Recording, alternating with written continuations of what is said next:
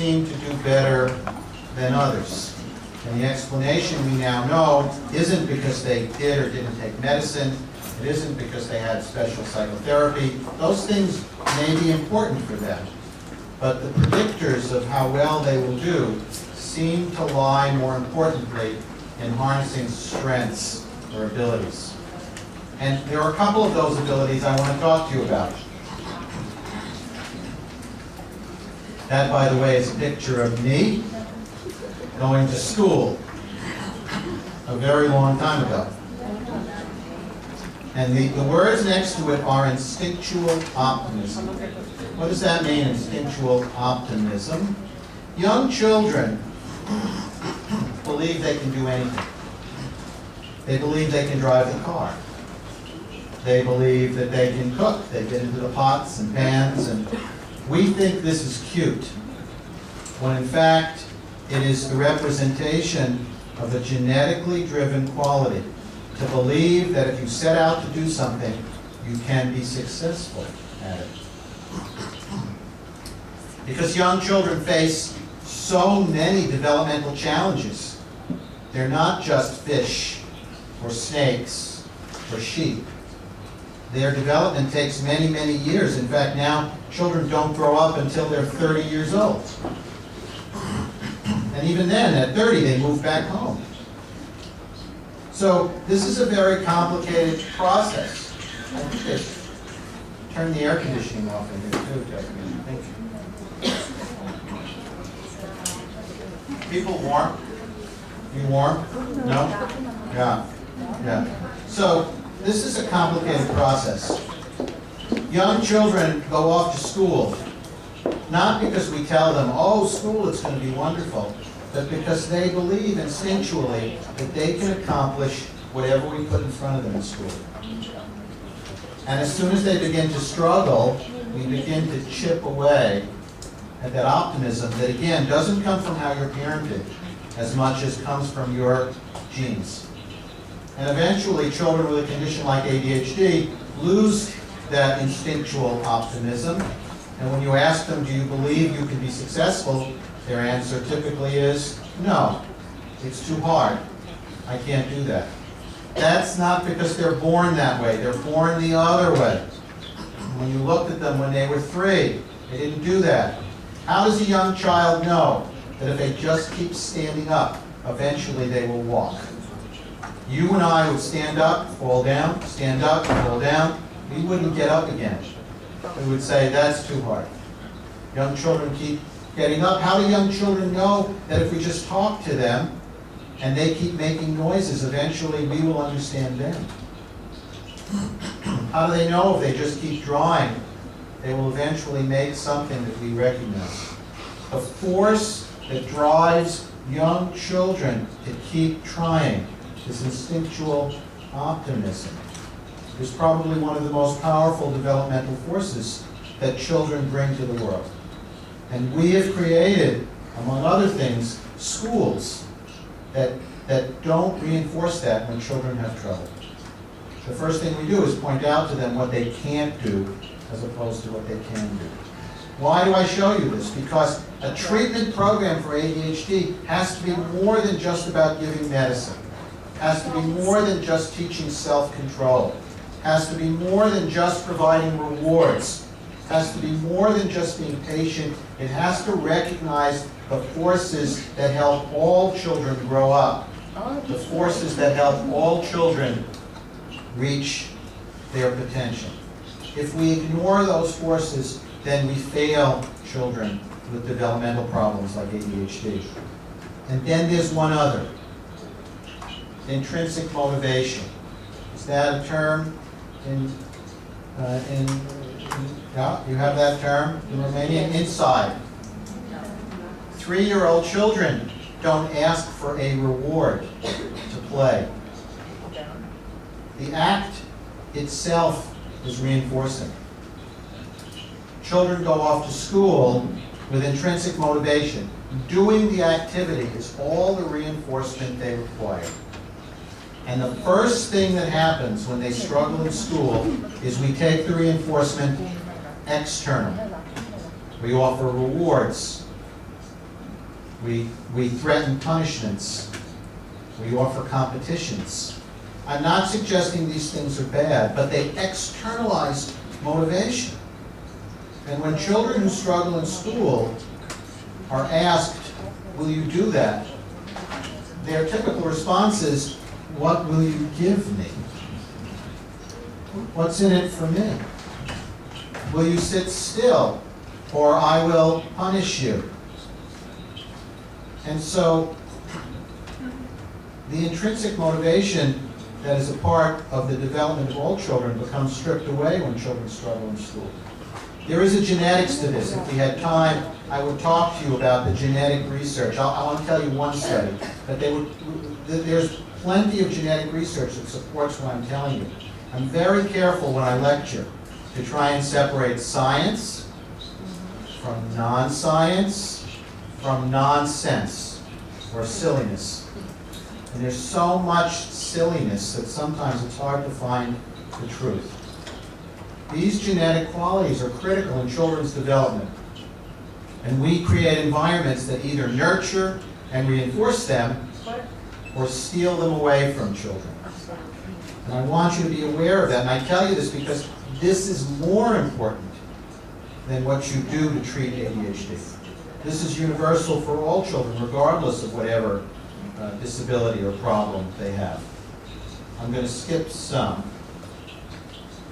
And I'm going to skip, for just time's sake, I was going to talk about socialization, but I'm going to skip socialization. So, we fail to appreciate these genetic qualities. I was going to talk a little bit about social connections. Do you know what happens to a child, to an infant, that doesn't form an attachment to a caregiver? A newborn young infant?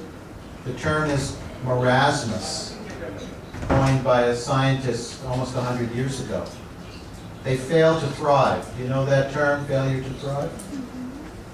That you can give them food, you can keep them warm, you can do all of those things, but if they don't have the contact of another human being, the consistent contact, not different caretakers, but the same caretaker, the same voice, the same feel,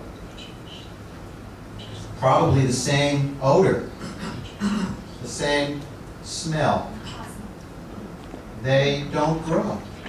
Isn't that interesting? And it's true of all animals, but it's particularly true of human beings. We are social beings. We need to be connected to others. What happens to children with developmental differences? They become disconnected. Go visit Florin at the institution that this charity runs, the boy I mentioned before.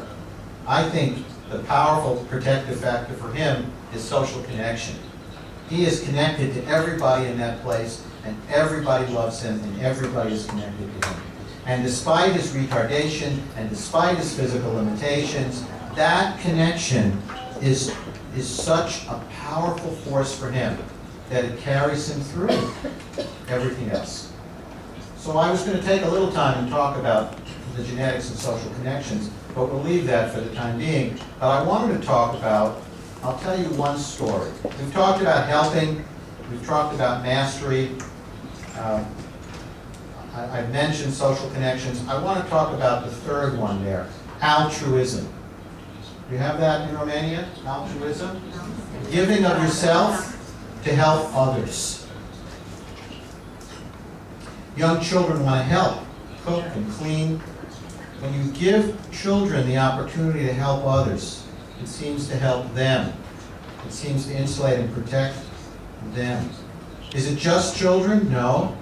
In research with the elderly, when you give them a plant to take care of, a plant, they're healthier.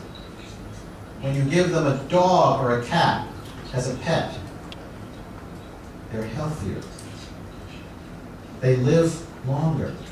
When you put them in a position to help other people, they live longer and live healthier and are happier. So there is a biochemistry to helping people. At the Max Planck Institute in Germany, they study behavioral genetics.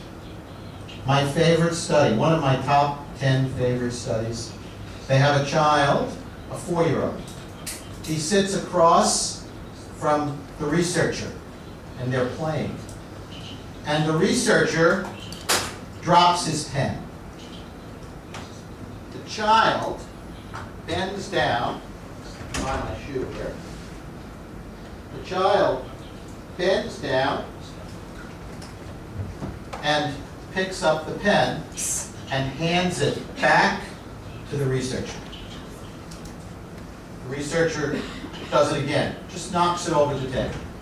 Child bends down, picks up the pen, gives it back to the researcher. Some children got out of their chairs and picked up the pen up to 15 times in a half hour. And not once did any of those children look at the researcher with a stern look on their face and exclaim, "What is wrong with you? Can't you keep the pen on the table?" Not once. Isn't that interesting?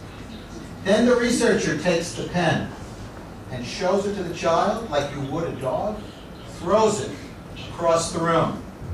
The child doesn't go get it.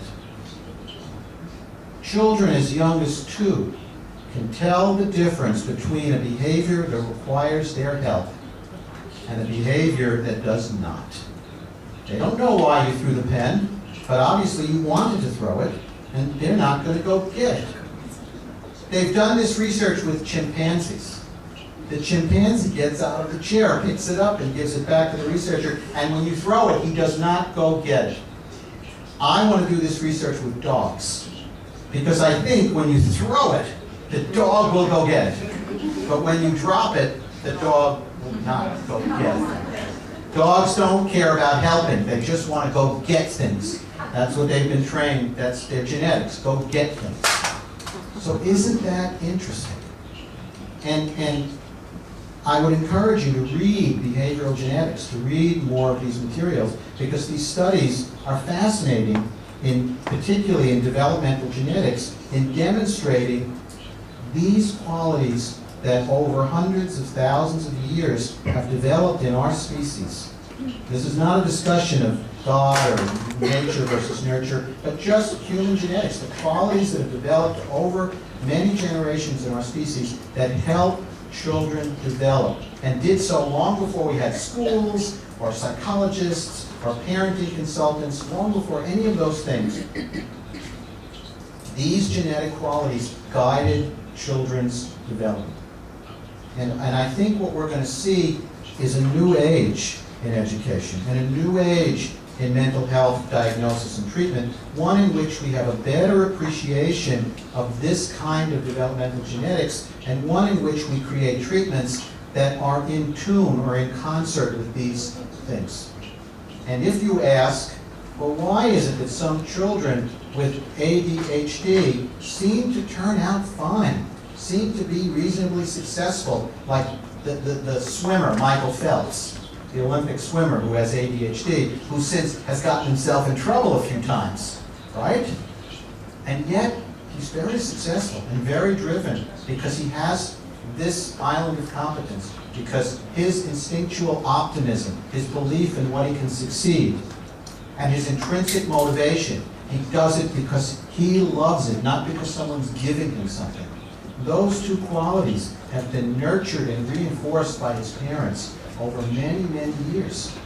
And lo and behold, like my friend Todd that I told you about before the break, we have a young man who finds success in life despite the fact that he has his picture taken smoking marijuana, or he does something else, or sure, he still has poor judgment sometimes. But he manages to live a fairly normal life. Does everybody understand those issues? I think those are very important. So my axiom, I don't know if that's a Romanian word, my theory, my hypothesis is that if we're intelligent and if we're ethical, we can develop ways to understand children, to help them when they have problems, and in doing so, not steal away their dignity and their hope. And I think you're going to see a change I think you're going to see a change in our focus on strengths, in our focus on nurturing these behavioral genetic qualities. I think you're going to see a shift to a focus on evaluating based on impairment, not necessarily based on symptoms per se. I think there's a lot of changes to come. And I'm just trying to give you some foundation here so that you can appreciate, well, okay, I just figured out about these symptoms. How come people don't want to talk about symptoms anymore? Why do they want to talk about impairment? Because the research is demonstrating that that's what we should be looking at. As a classroom teacher, you could care less about the diagnosis. What you want to know is a strategy to help this child finish his work, or stand in line, or get along with others. As a family therapist, you could care less about the diagnosis. What you want to know are strategies to help parents engage their children in family activities with minimal disruption and conflict. As a speech pathologist, if you have a child with language problems who has ADHD, what you want to know are strategies to help you manage that child during the session. You don't really care whether he has ADHD or not. You don't really care whether he has depression or not. What you are treating is the impairment, and what you want are ideas and strategies to do so. We've talked about this. Okay. So we talked a little bit about resilience, and I want to just shift get started talking about ADHD. This is a colleague of mine, Kirby Deckard, who's at the University of Oregon, who wrote that resilience is a developmental process, so it's something that's inside all of us, that involves individual differences in children's attributes or their abilities, their temperament, their intellect, and the environment that we put them in.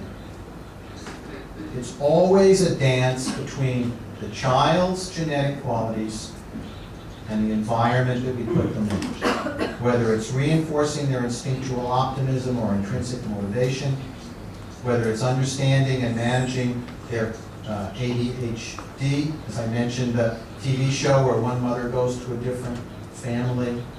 It's not just about genes.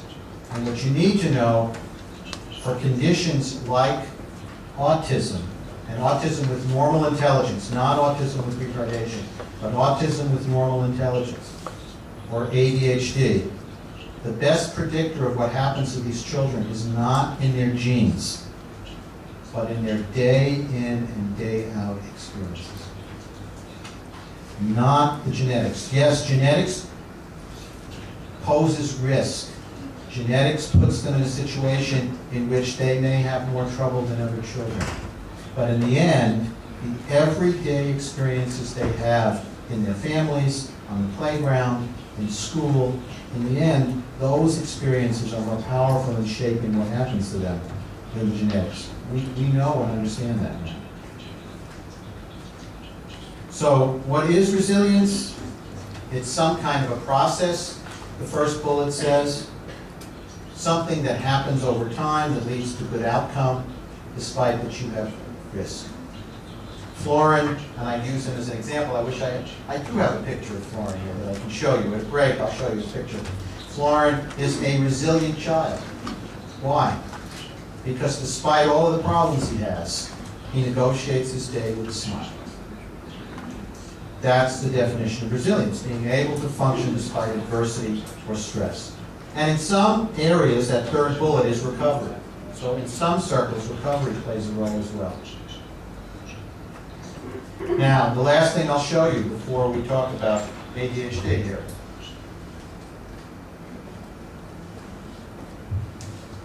The title of this slide is The Most Powerful Predictors of a Resilient Child. In one of our projects, we looked at all the research on resilience and tried to find those factors that were most predictive. Now, why is this important? Let me give you an example. Supposing I have 100 children with ADHD, and I follow them as they grow up, and I look to see those who are doing better, and then I ask, are there certain things about those children or in their lives that might explain why they are doing better? And I discover that one of those things is the mental health of their mothers. I discover that there's research to show, and this is, I'm using a true example. There's research to show that mothers' mental health, everybody understand the concept of mental health? You're not terribly depressed, you don't have anxiety, you're not schizophrenic. That mothers' mental health, as children with ADHD grow to about 10, is a powerful predictor in how those children will be behaving and functioning when they're 15, 16, 17 years old. Has everybody got that? So I'm able to prove that. So now I go to the next group of children who have ADHD, who are just being diagnosed. And I tell their mothers, your mental health will make a difference for what happens to your children over time. If you have some problems, we have to help you too. So what am I doing? I'm applying what I've learned about what makes for a resilient child. And I'm now trying to change the future of the next group of children. Some of these qualities are within the child, such as humor or easy temperament. Everybody understand the concept of temperament, those qualities that children just bring to the world? Easy temperament seems to be a predictor. I was sitting in a pub in London a number of years ago for lunch, and they had a penchant for bringing their children out to lunch in the pub. And this couple came in with a young child who was about 9, 10 months old. And within a few minutes, everyone loved this child. He looked at everyone. He smiled at everyone. He sat in the high chair and was more than content to be there. It was as if he was announcing to the world, look what wonderful parents I have. See what a wonderful child I am? People loved this kid within a short period of time. I started talking to them. They told me they were going to have 5 children because parenting was so easy. About the same time, a young couple came in. Things like this happen to me sometimes. A young couple came in with a baby about the same age. And that baby was not having a good day. He was crying and irritable, and as mom was holding the baby and dad was trying to move the high chair, she turned around and bumped a large pitcher of Guinness into a woman's lap. They're going to be a one-child family. Maybe we're not going to have any more children if this is what it's like to have children. But you see the difference, and maybe that child was having a bad day, maybe that child was just more difficult every day, but that child's temperament is a powerful predictor of how the world will respond to the child, which then is a powerful predictor of what the child comes to think of himself or herself. What do you think children who can't read in 3rd or 4th or 5th grade think about themselves? What do you think children who are again and again admonished, sit still, why don't you behave, what's wrong with you? What do you think that child comes to think about themselves? So it's easy to understand why temperament is a powerful predictor in what happens to children, and therefore, as a resilience researcher, not just an ADHD researcher, but as a resilience researcher, I'm very interested in ADHD because it represents a quality of temperament that causes children to think there's something terribly wrong with them. That causes children to lose their instinctual optimism, to lose their intrinsic motivation. So I'm interested in temperament. But look at the other 4. Those of you who can read English can see, I'll read them to you. The second one is a consistent family relationship. So families that are doing things in a consistent way. The third one is competent caregivers. And I don't know that competent means you've taken 5 parenting classes, as much as you're comfortable in raising your children. You feel like you can do it. The 4th one is developing self-esteem. And I would argue that families play a powerful role before children ever get to school. The fact of the matter is, schools can't fix family problems. And in the US, we've gone in the wrong direction, and we have increasingly demanded that schools not just fix family problems, but fund those fixes. And we're not talking about ADHD or autism, we're talking about what happens in a family that is not functional, what happens to children. And not surprisingly, if a child has a developmental disorder like ADHD, and they're in a family that doesn't function, guess what? They have a whole lot more trouble. And look at the last one, a sense of emotional security, feeling safe. One of the theories about autism having to do with the vagus, which is one of the cranial nerves that controls the heart and the face and the ears actually, is that autistic children are very defensive, that they're overwhelmed, their senses are overwhelmed, and they feel threatened by the environment. It's one of the theories. I'm not going to say it's a proven theory or an unproven theory, it's an interesting theory. But look at those predictors. The first one has to do with the child's biology. And maybe the fourth one, self-esteem, has a little to do with their biology.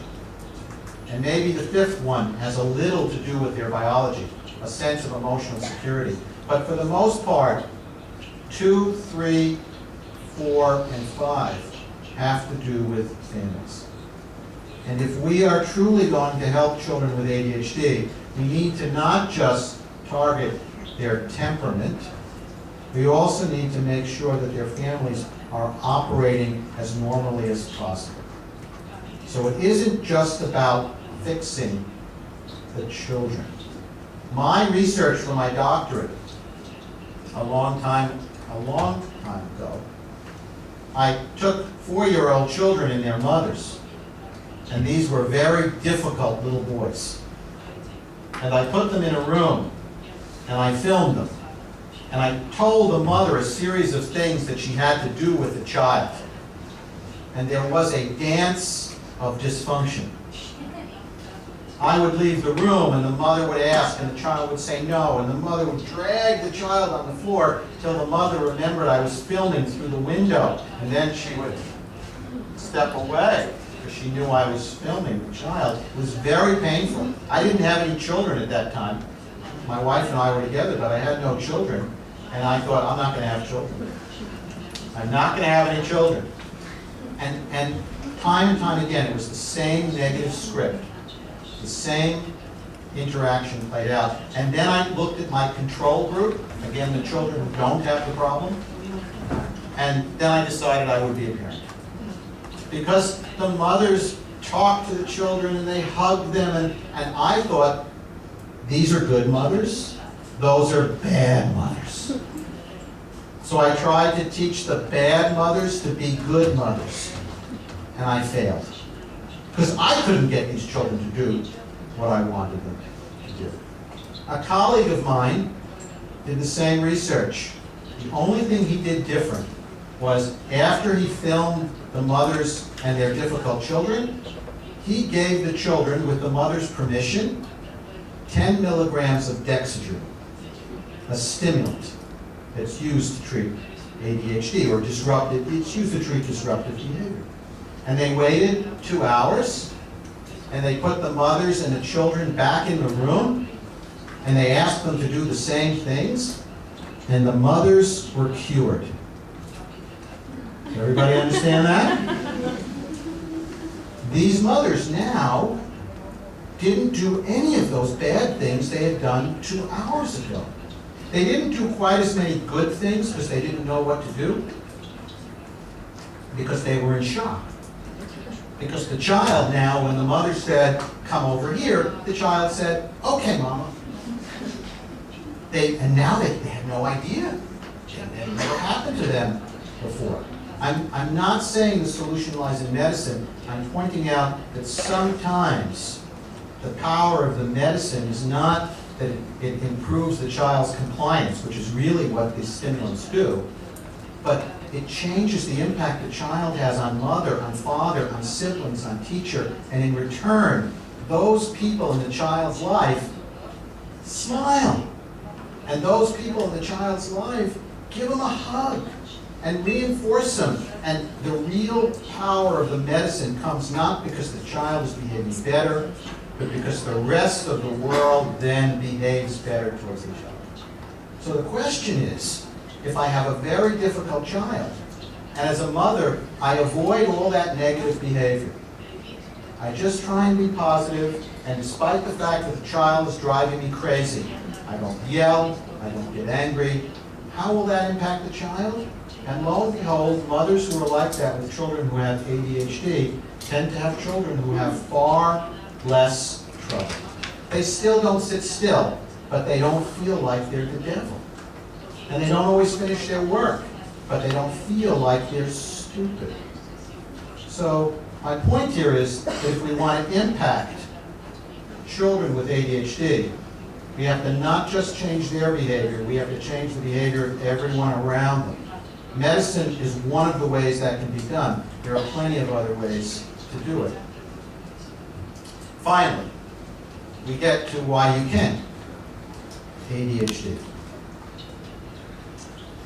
Let's just take a moment and talk historically.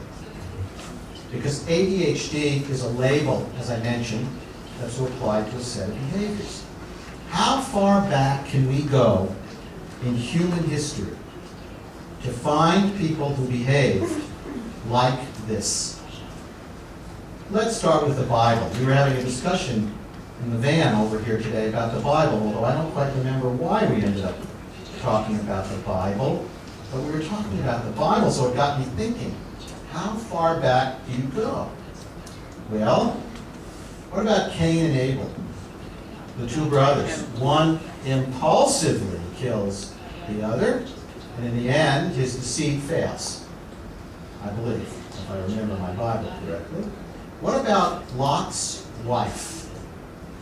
God said, do not turn around and look at Sodom and Gomorrah burning. But she couldn't resist. And what does God do? Pillar of salt. What is the Bible's view of impulsive behavior? Because the Bible was written to give people guidelines to live their lives. Don't behave impulsively. It's a bad thing. Right? Don't do it. Now we come to the story of Joseph, I'll modify the story a little bit, but the bottom line is, yes, Joseph's brothers make a plan to sell him off for a cow. It's still an impulsive act if they would have thought about it. Sell your brother for a cow. And then he goes out into the desert and never seen again until they come to Egypt hungry and starving, and he's a prince. And if the Bible only wanted to teach the lesson that impulsive behavior is bad, he would have sent his brothers back out into the desert to die. But my read of the Bible is at that point, whoever was writing the Bible said, we have a more important lesson to teach, forgiveness. And Joseph forgives them.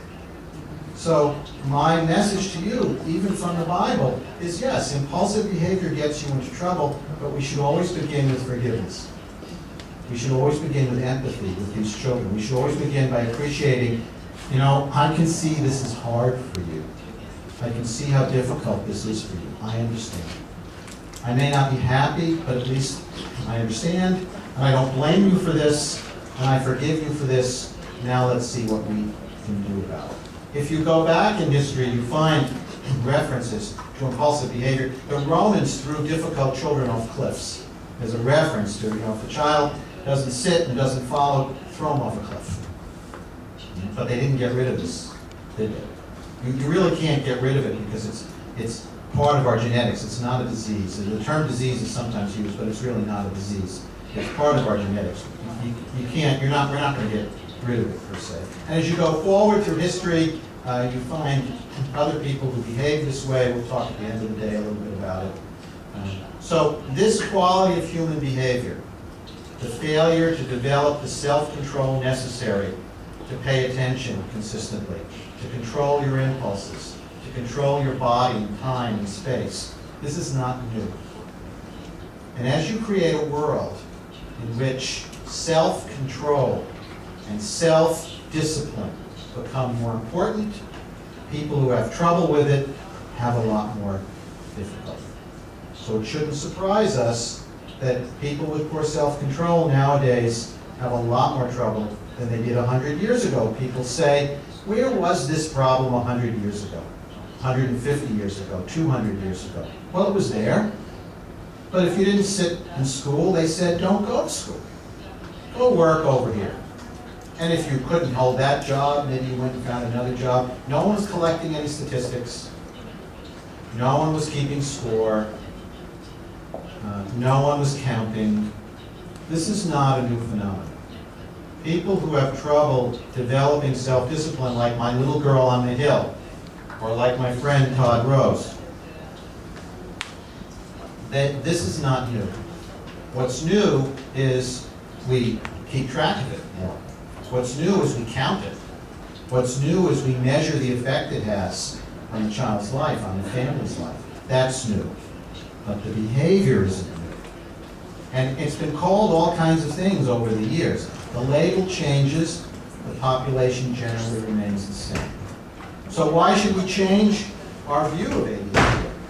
Why shouldn't we just consider it a problem some people have and not worry about it? Send them out into the world to get jobs. Well, if we do that, what we discover is they have a lot more impact on us. They drive cars and crash them more than the rest of us. They behave in irresponsible ways, leading to financial problems for them and for other people. Their impact on the rest of us is greater than the kind of society and culture that we have. That's one of the reasons to change it. The other reason to change it is the idea that you outgrow it is incorrect. Sure, you may not have as much impairment, or you may have more impairment, but you don't outgrow it. Those qualities stay with you. Whether or not I give you the diagnosis, those qualities continue to be part of your personality, continue to be part of your makeup. And the last reason we should change it is because, as I will point out to you, this problem is like throwing gasoline on a fire.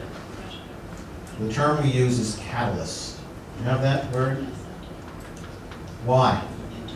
Because we know that if you have depression and ADHD, your depression is far deeper and lasts far longer. If you have autism, and about 50% of children with autism also have a lot of trouble with ADHD symptoms. Our research now has demonstrated that's really part of the autism. But if you have that, your autism and your impairments are far worse. Pick any condition, even medical conditions.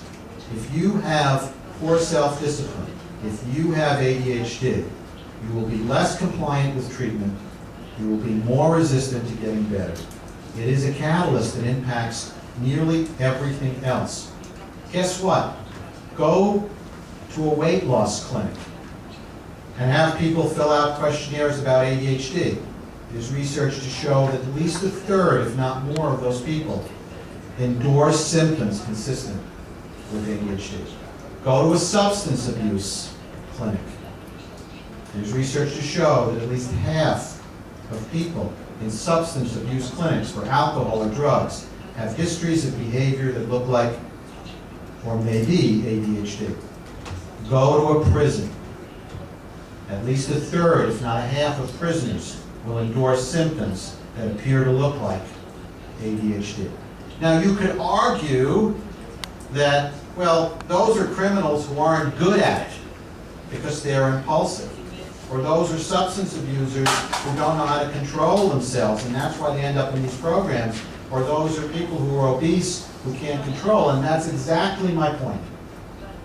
That if you have poor self-discipline or poor self-control, no matter what other challenge you face in life, it probably will fuel it and make it worse. I can't think of something it would make better. Despite the fact that some people say it might make you a better stockbroker, it might make you a better hunter, it might make you a better pilot. Those are interesting ideas, but they're not supported by the research literature. Does it make it more likely you will be self-employed? Yes, it does. And that probably is by necessity, not by choice, because you can't hold a job, so you find something to do on your own. Again, I'm not going to argue that having ADHD leads to greatness. What I'm going to argue is that there are some people who harness their talents and have ADHD, and that pushes them even further along, like the blind person making more of their hearing. It pushes them along to really harness their talents and assets. So that's why I think we must change. I'm going to skip these psychiatric concerns because I've sort of covered the numbers. I'm not as concerned that you understand the numbers. So what is ADHD? It's exaggeration of normal behavior. We're all inattentive sometimes. We're all restless sometimes. We're all impulsive sometimes. But when it happens most times, when you are unable to regulate it, now you have a problem. So ADHD is not like schizophrenia, where you hallucinate and can't tell fantasy from reality. ADHD is not like depression, where you color the world with mud-colored glasses and everything looks bad. ADHD is not like anxiety, where the little things that don't bother people worry you terribly. No. ADHD is simply normal behavior taken to exaggeration. Why? Because you don't have the self-control to regulate yourself. Can I help you develop that self-control? Sure. But I have to be patient. The analogy we'll use is like teaching the child who has poor balance to ride a bicycle.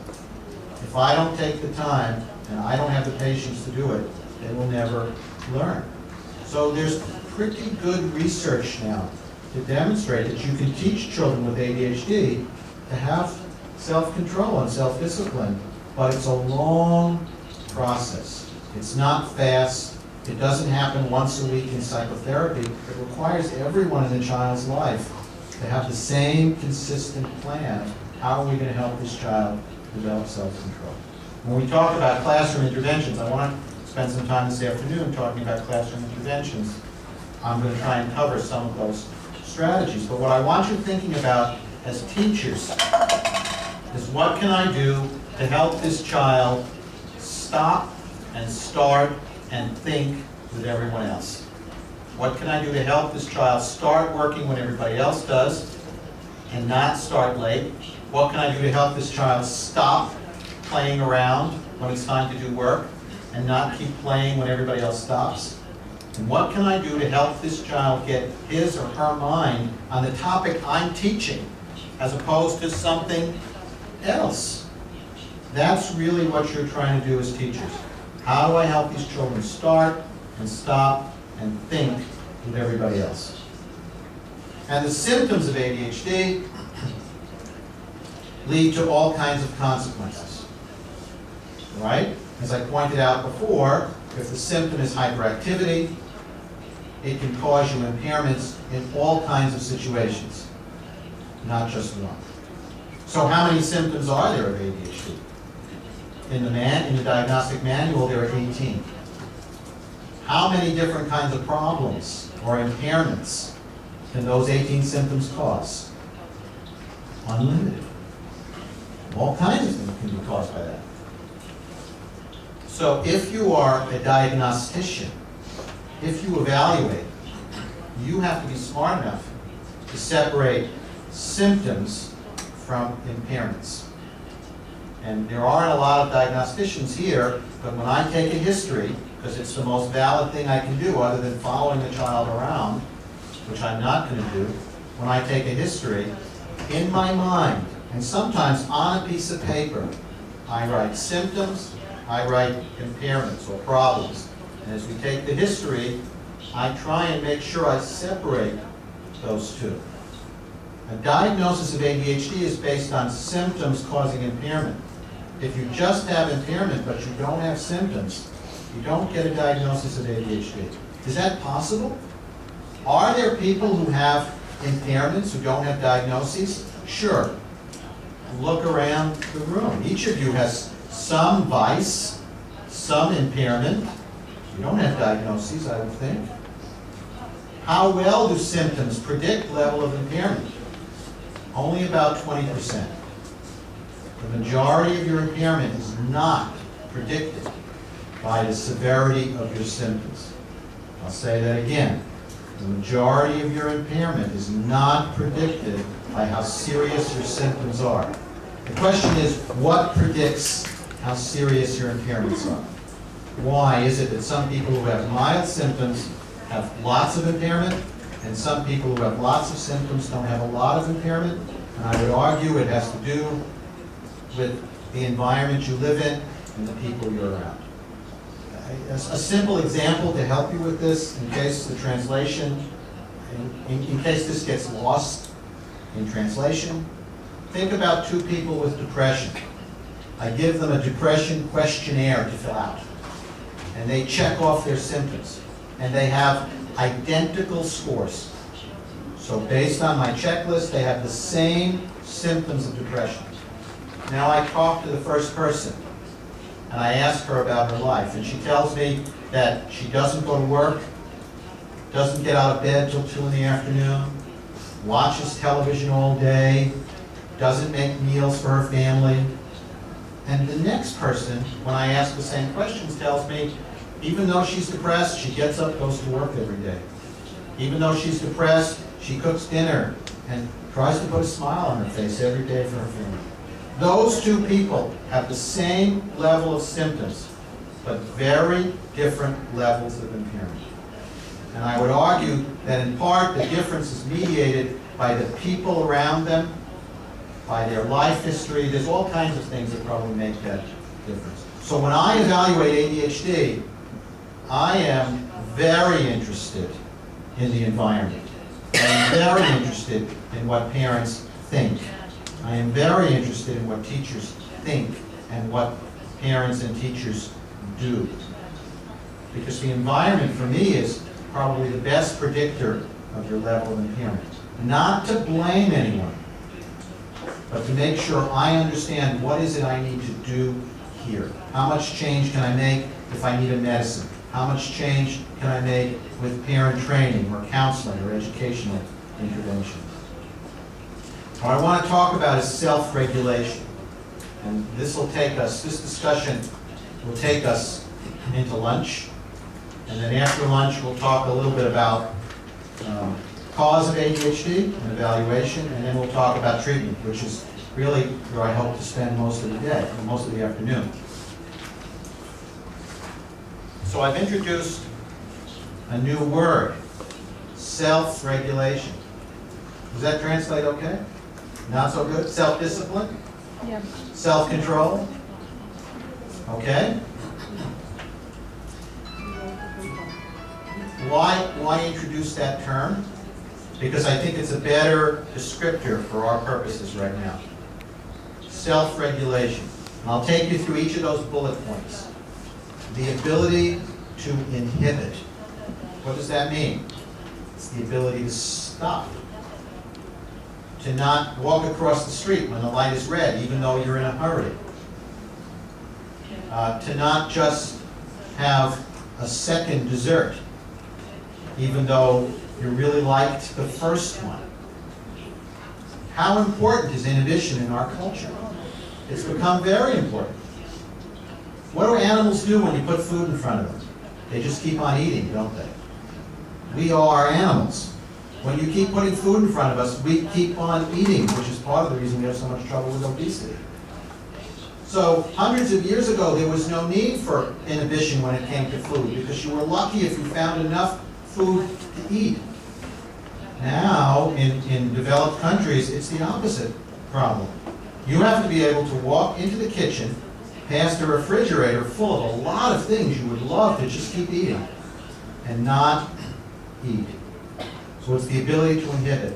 The second one says the ability to delay, to wait. And you can see how developmentally young children have trouble with these things. And as they get older, they become better at it. Delaying. We're not good at delaying gratification. We want our rewards right away. We have a society that reinforces that. I have an iPhone. I get messages from my office about patients that I answered during the break. And I'm 5,000 miles, 7,000 miles away. We don't delay anything anymore. We want everything right now. The ability to separate thought from feeling is the third one. People are not very good at it. I'll tell you something else you probably didn't know. All these little facts I will tell you today. When you sense something in the world, that information goes to a part of your brain that experiences it as a feeling faster than the part of your brain that experiences it as a thought. We are emotional beings, which is why we react emotionally to the world. The difference is only a few milliseconds. But if you deal with the world emotionally all the time, you're in a soap opera, right? Your life is like a soap opera. Young children deal with their worlds emotionally. They cry when they don't get their way. They become upset. And as they mature, they learn to think. They learn to separate thought from feeling. And even though they're feeling a little disappointed, they stop and they think it through. What would happen to you if you couldn't do that? You'd live your life on the edge. Every experience would be feeling-based. You know, we had delays in getting started. We had delays in continuing. We had delays this morning in putting these guys in their little class booth over there. And the people who were trying to orchestrate this presentation, if they dealt only with emotion, the police would have been here. Because they would have been screaming and yelling, and instead, they separated thought from feeling and they dealt with it in an intellectual way. Sometimes yelling and screaming maybe is a better way to do it, but not always. The fourth one is the ability to separate experience from response. The ability to stop when something happens, to open a window and think, how do I want to respond? How many of you would be here today if in life, every time you faced a challenging problem, you did the first thing you thought of? How many people in your lives would have been assaulted? How many people in your lives would have been yelled at? How many people in your lives would have said, I'm not going to be around you anymore? This is a critical skill, separating experience from response. The fifth one talks about thinking about the experience and changing how you look at it. So something happens and you think, he did that on purpose. And then you find out, no, it was just an accident. Your whole view of that experience changes. And there's one more on this slide, the ability to consider another way or an alternative. Again, how many of you could honestly say that if you did the first thing you thought of every time you had a problem, you would be sitting here today? No one, not even Mother Teresa, I think, is absolved from having a negative thought about, oh, I'm just going to pound that person, or I'm going to yell at that person, or I'm going to... And think back in your life when you've acted on your first impulse. What percentage of the time was it the right choice? I don't know about you, but most of the time, my first impulse when I'm upset is not my best choice. So why do I show you this? Because this is the core problem for children with ADHD. It isn't they move around too much. It isn't that they don't pay attention. Those behaviors, those symptoms have not been found to be the most predictive of their outcome.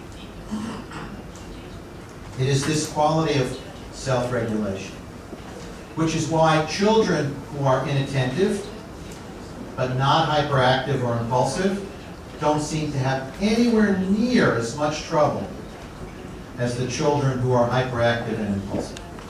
If you can sit still and you don't run all over the place, but your mind goes to the beach on the Black Sea, people don't get very upset with you. They're not happy and you're not successful, but they don't mind. And so it helps us understand why children who have the more inattentive type, and after lunch we'll talk about this for the diagnosticians, the inattentive type has a better outcome over time, has fewer psychiatric problems, fewer substance abuse problems. They still have trouble in life with achievement and with work and with relationships, but not because they're acting inappropriately, mostly because their mind is on the beach someplace else. All right? So this is a core problem. And there's one more slide that has a few more of these on it. It's the ability to choose a response and act towards a goal. It represents goal-directed behavior. So you have to start out to seek a goal and stay with it. What happens to children with ADHD? They start this, don't finish it. Then they start that, don't finish it. Then they start a third thing, don't finish it. It would be good if they came back to the first thing and kept working on it, but they leave a long trail of unfinished projects and activities and ideas behind them because they don't regulate. One child told me his mind was like a television set, but he didn't have the remote control. And someone else would change the station. And he'd find himself doing something else. He didn't want to do that. It just happened. So you understand that ADHD is not a problem of wrong thinking. It's a problem of not thinking. Depression is a problem of hopeless thinking. Anxiety is a problem of worrisome thinking. Autism is a problem of poor social and rigid thinking. But ADHD is a problem of not thinking. You engage in life without thinking, without regulating yourself. So you know what to do, but you don't do what you know in a consistent, predictable way. You know what to do. I don't have to teach you what to do. I have to find ways for you to do it in a consistent, predictable, independent way. And I don't know how much each of you knows about ADHD. Again, I'm moving at a pace that's about 2/3 of this, my normal pace. So I know I don't have time to ask some questions and engage with you to find out how much you know.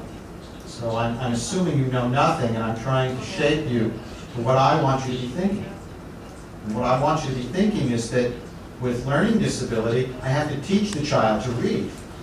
With depression, I have to teach the child how to interpret life's events better. With autism, I have to teach the child how to read social cues and how to not be so rigid. But with ADHD, these children know what to do. And if I had time, I'd tell you more about our research that very clearly demonstrates that. But they don't do what they know at the right time. They know how to do everything, just not when to do anything. And as educators, part of what you're trying to do, yes, is reduce their symptoms so they finish their work and sit in their seat. But the more important job you have is to teach them how to regulate themselves. You're not teaching them how to socialize, you're not teaching them how to finish work, you're not teaching them how to pay attention. You're instilling in them strategies to help them do what they know in a more consistent, predictable, functional way. Your focus is on improving how they regulate. In research studies, we do not demonstrate that children with ADHD have trouble paying attention. If I make the task sufficiently interesting, they pay attention just fine. If I make the payoff for the task particularly valuable to them, and I dole it out in little bits, they pay attention just fine. But that's not my target. My target is, what is the quality of the work that you do? And you find that even though they pay attention to the task, the quality of their work is less than their abilities. They make more mistakes. They're inefficient. They're disorganized. They stay on the task, but they're not as efficient as they do it. It's the ability to negotiate life in an automatic way. To do it without thinking. The last one says to track cues. And I'll give you an example of what I mean by tracking a cue. So I have a group of children and they're playing video games. And one group has no problems, the other group has ADHD. If I keep track of how long they play, I can't tell the difference between the two groups. Everybody got that? It isn't the children with ADHD play the game longer. They all play the same amount of time. Eventually they get tired of the game. Sometimes it's a long time. Then I ask, do you understand about the game? Again, I can't tell the difference. Who's the child with ADHD? Both groups of children understand the game. Then I ask them about mistakes. When you make a mistake, did you know what you did wrong? Once again, the children with ADHD know what they've done wrong. No different from any of the other children. But when I watch them play, they may know what to do, but they don't do what they know. They make the same mistake again and again.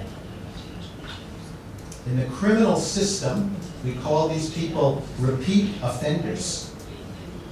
Despite the fact that they've made this mistake again and again and again, and they know what they're doing wrong, and they know how to fix the mistake, when you put them back in the game, they make the mistake again. Eventually they learn, but it takes them 8 to 10 times as many trials. So however many tries it takes for the normal children, it takes the children with ADHD maybe 8 times the number before they get it. And when they get it, they have it. When they get to the next challenge in the game, it again takes them 8 times as long to master the skill. So what's really going on here? They're inefficient in tracking cues. Everybody understand a cue? A cue is, the phone rings, it's a cue. It tells you, oh, somebody's trying to get a hold of me. You answer the phone. We track cues all day long in our heads. These children are inefficient in tracking cues. As they play the game, the problem comes at them, and it takes them too long in work. We call it working memory or working with memory. It takes them too long to retrieve the information, to recognize if I don't do something different, something bad will happen in the game, and again, they make a mistake. It takes them longer to make that association. Everybody understand it? So they know what to do. The reason they don't do it, they're not quick enough in picking up the cue. And in all kinds of research with ADHD, we demonstrate they don't regulate cues. They miss the obvious. They're poor at understanding time. They're poor at estimating time. They stand on a street corner and they see a car coming and they think they can get across the street before the car gets there. When other children realize that that car is going to get there before I can cross. And this isn't real life research. This is experimental research where children are shown films and told, if you're standing on this corner, see this car coming, do you think you can get across the street? And the children with ADHD say, yes. And the other children say, oh, no, I'm not going to go out into the street. So as an educator, as a therapist, as a parent, what's your job? To help these children develop self-regulation so they can do what? Pick up on the millions of cues around us and respond to them. Think about driving. I always enjoy being in a car in Romania. Last year I had a car. I drove around Romania. I had a good time. Got lost, but I had a good time. Think about driving. You drive, green is go, red is stop. Even if you're on the telephone, light goes red, you stop.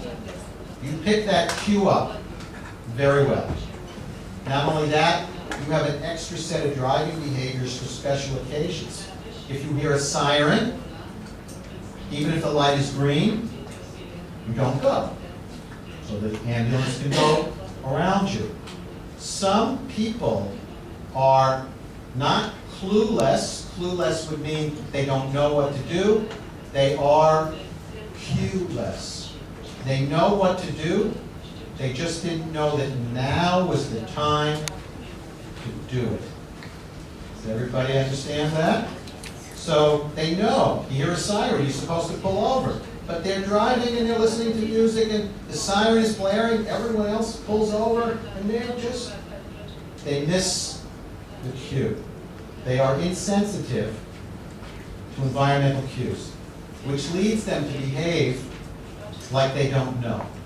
And the most common comment a parent or a teacher will ask them is, "What's wrong with you? How many times do we have to do this before you remember?" It isn't a problem of remembering.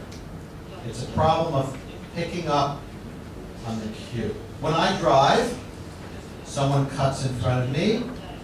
I have good self-regulation. I look to see who it is. If it's an attractive woman, I don't honk my horn. I just smile.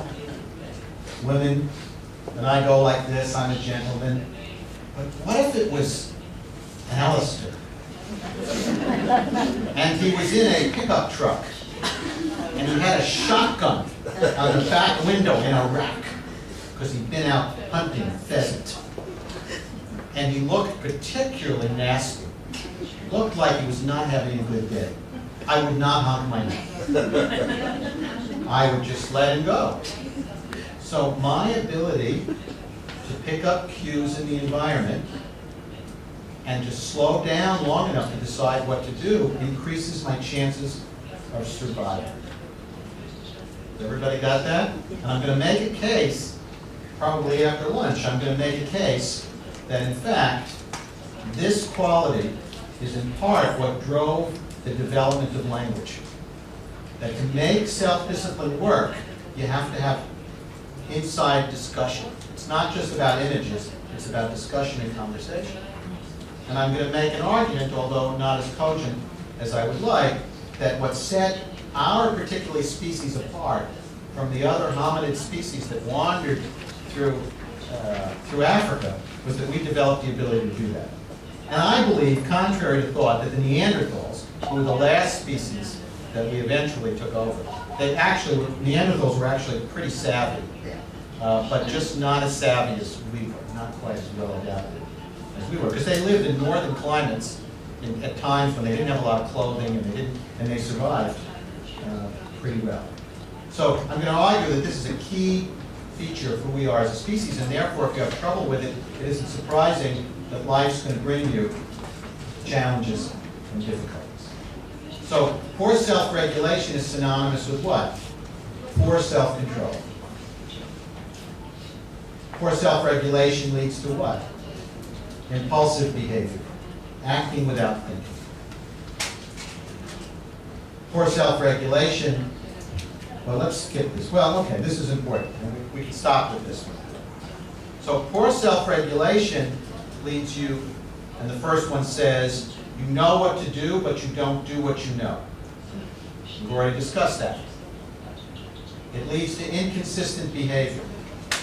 Sometimes you get it, sometimes you don't. It leads to unpredictable behavior. People are unable to predict how you will behave or respond at a given time. It leads, the fourth one reads, the illusion of competence.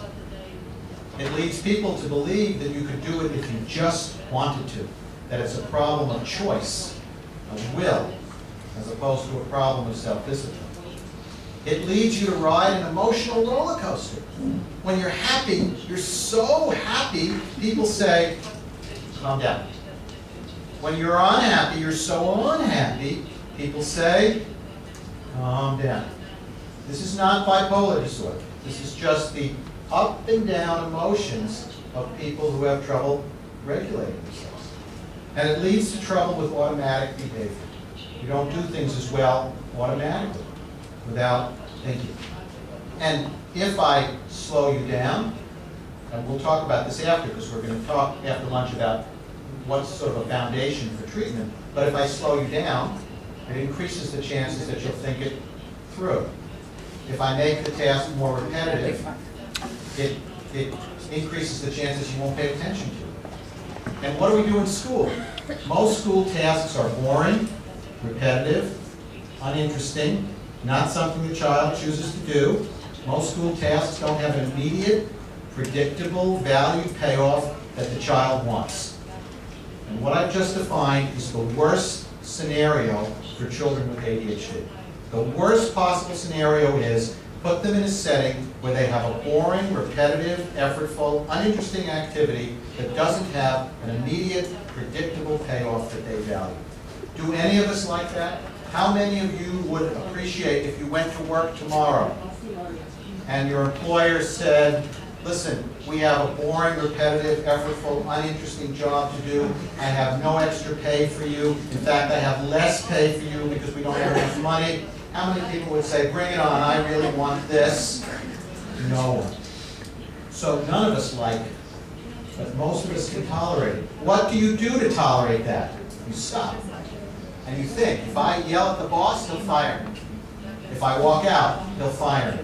I need this job. I have to feed my family. You open a window between experience and response. You cue into your emotions. You consider alternatives. And in the end, you make a choice that will be best for your family, even though the activity isn't something you desire to do. What does someone with ADHD do? Gone. And then, the next day, they go, oh my God, what did I do?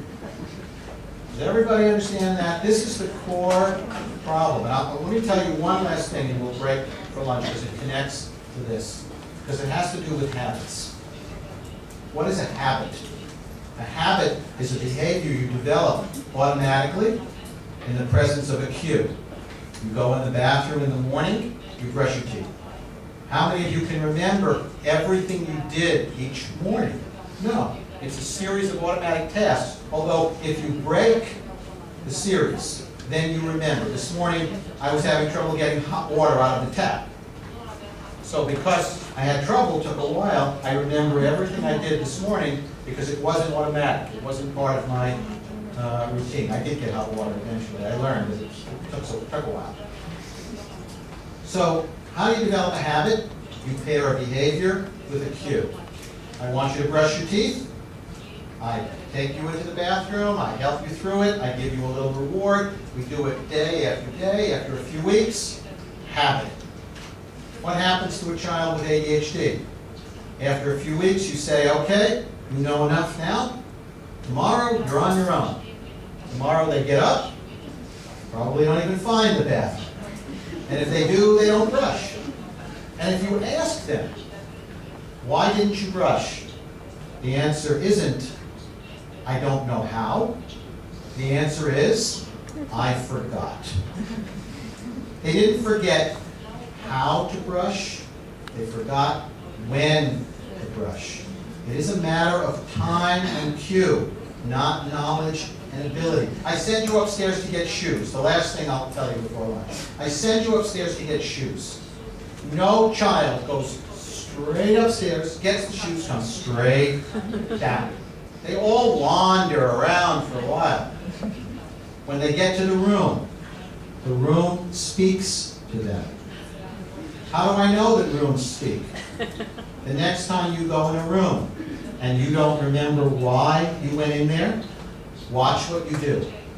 You look for a cue. You look up to the heaven. Speak to me, angels from above. You seek a cue. You trace your steps. You go back. Think about the last time you lost your keys. You go back. Where? Was I here? Did I go here? What are you searching for? A cue. To remind you what you were doing or what you left. This group of children comes up to the room. They are cue-less. So the first thing they see is the cue they take. And for this child, it's his Pokemon cards. Have Pokemon here in Romania? Yeah, it's his Pokemon cards. And he comes down to show you, look, Mama, my Pokemon cards. What did I send you to get? And if the child's not very oppositional, the child responds, my shoes. Well, why didn't you get them? And the child, having not attended one of my lectures, is unable to respond, well, because I have poor self-discipline and I don't cue very well, and no, the child responds, I don't know. And then the parent says, you better listen. And there's a moment there where, as parents and teachers, there's something better to say. What we ought to say is, that must be very hard for you. Because when I set out to do something, and then it doesn't happen, and people are expecting me to do it, that upsets me. And it upsets other people. We have to find a way for you to do what you know. The response is one of empathy rather than admonishment. Now, why isn't this just a memory problem? Last thing, why isn't this just a memory problem? In my job, half the children I see have brain injuries. I'm a neuropsychologist. Alistair told you some things about me. But I run a very large neuropsychology clinic. And among the children I see are children who end up with very, very severe short-term memory problems. And here's the best example I can give you to help you understand why it's not just memory. Here's a child I work with who has short-term memory problems. He goes up to his room and he does the strategy we discussed. He looks at everything in the room and tries to find something that will remind him why he's there. He knows he's there for a reason. The child with ADHD forgets he's there for a reason.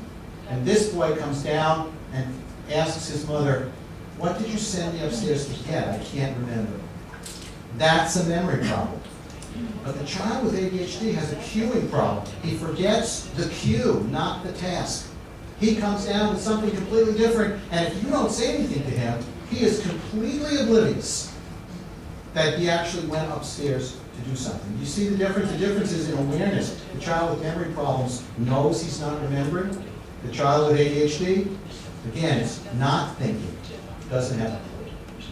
So this, we'll take a lunch break. But this is what I've tried to do this morning, is to set a foundation of, here's impairment, this is the target, here's resilience, all the other things that seem to predict what happens to children that we better pay attention to. Here's developmental genetics that helps us appreciate there's a better way than we've been doing it in terms of reinforcing the unfolding genetics that occurs in all children. And finally, here's a quality of human behavior. The pace, the speed at which children develop self-discipline or self-control that seems to make a powerful difference in their lives over time.